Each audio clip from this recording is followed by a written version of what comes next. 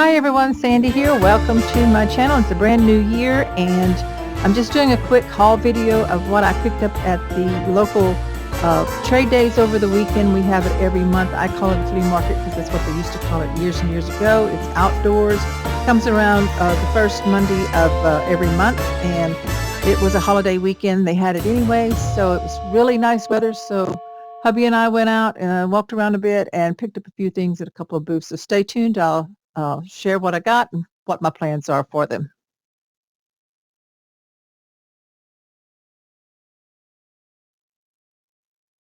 Okay, so at the first booth that I went to, I found these two frames. They're different. I had never seen any like these before. I just thought they were really pretty with the rhinestones, and there's not any missing. This one here is the red with the green leaves and the flower. I thought it was real pretty. What I plan to do is try to take off this stand and see. They're pretty heavy though. I might have to take out the glass and just use, leave it open and use these on a couple of album covers at some point. Have no idea when. This could be in a few months or a couple of years. I don't know, but I just thought they were pretty.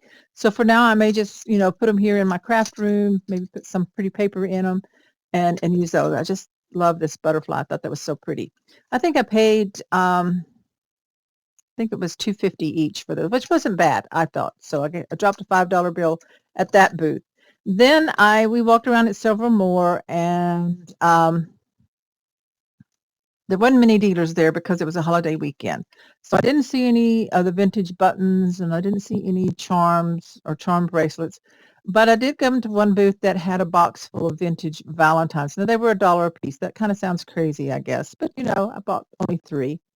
And my thoughts are, I hope to do or plan to do a Valentine junk journal as soon as my design team package arrives from Country Craft Creations, which I selected. One of my papers is the brand new Country Craft Creations 12 by 12 Cupid's Heart. So I'm excited about that.